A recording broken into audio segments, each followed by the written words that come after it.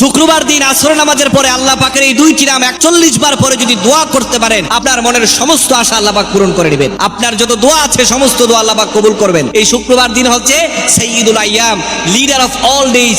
সমস্ত দিনের সর্বশ্রেষ্ঠ দিন হচ্ছে শুক্রবার দিন। ইমামগণের মতে এই শুক্রবার দিন অনেকগুলো সময় আছে যে সময়গুলোতে আল্লাহ পাক সবচেয়ে বেশি দোয়া কবুল করেন। তার মধ্যে শুক্রবারের দুই খুতবার মধ্যখানে যে সময়টা রয়েছে সেই সময় যদি আল্লাহ পাকের কাছে দোয়া করা যায়, আল্লাহ পাক সবচেয়ে বেশি কবুল আর মঞ্জুর করেন।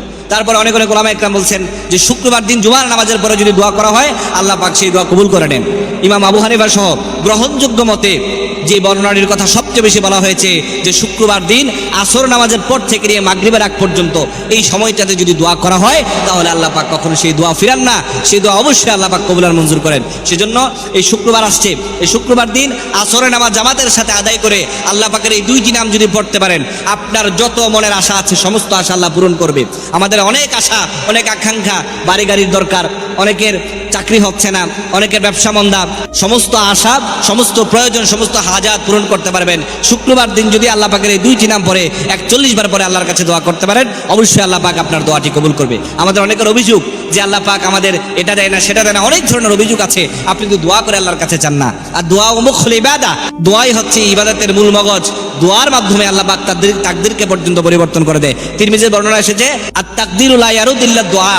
দোয়া হচ্ছে এমন একটি মুমিনের এমন একটি অস্ত্র যা তাকদীরকে পর্যন্ত পরিবর্তন করে দেয়। সুতরাং দোয়ার মাধ্যমে আল্লাহর কাছে চাইতে হবে। আল্লাহ পাক সূরাতুল আরাফের 180 নম্বর আয়াতের মধ্যে বলেন ওয়ালিল্লাহিল আসমাউল হুসনা ফাদউহু বিহা, যে আল্লাহ পাকের কিছু গুণবাচক নাম রয়েছে, সে নামগুলো ধরে যদি তোমরা দোয়া করতে পারো, আল্লাহ পাক অবশ্যই তোমাদের দোয়াকে কবুল আর মঞ্জুর করবেন। সেজন্য শুক্রবার দিন আসর নামাজের পরে আল্লাহ পাকের দুইটি নাম, তার মধ্যে একটি নাম হচ্ছে ইয়া আল্লাহু, দ্বিতীয় নাম্বার নাম হচ্ছে ইয়া সমাদু। এই দুইটি নাম যদি 41 বার পরে আল্লাহর কাছে চাইতে পারেন, আল্লাহ পাক অবশ্যই আপনার ডাক শুনবেন।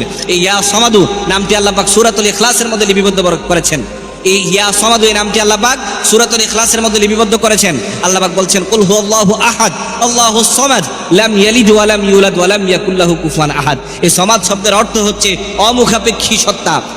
এই সমাদ শব্দের ব্যাখ্যায় জালালউদ্দিন সৈয়দ রহমতুল্লাহ আলাইহি তাফসিরে জালালাইনের মধ্যে লিখেছেন আল্লাযী লাইসা লাহুল জাওফ, যে সমাদ হচ্ছে এমন সত্তা যিনি নিজের পেট নাই, যিনি নিজে খান না, গোটা বিশ্বের সমস্ত কিছুকে রিজিক দান করতে যে রব, কারো মুখাপেক্ষী হওয়া লাগে না, তিনি হচ্ছেন সমাদ। শুক্রবারে আসর নামাজের পরে যদি ইয়া সমাদু 41 বার পড়েন, ইয়া আল্লাহু 41 বার পড়েন, এর শুরুতে 3 বার দুরূদ পাঠ করবেন, শেষে 3 বার দুরূদ পাঠ করবেন, অবশ্যই আল্লাহ পাক আপনাকে রিজিকের সমস্ত দরজা খুলে দিবে।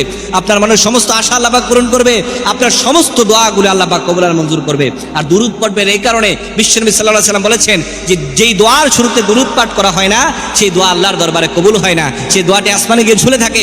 সুতরাং প্রত্যেকবার দোয়া করবার পূর্বে একবার করে দুরূদ পাঠ করবেন সাল্লাল্লাহু আলাইহি ওয়াসাল্লাম। আর শুক্রবারে আসর নামাজের পরে 3 বার সাল্লাল্লাহু আলাইহি ওয়াসাল্লাম পরে দুরূদ পড়ে তারপরে আপনি এই দোয়াগুলো পড়বেন, এই ইসমে আযমগুলো পড়বেন 41 বার করে, তারপরে আবার দুরূদ পড়বেন, আল্লাহর কাছে দোয়া করবেন।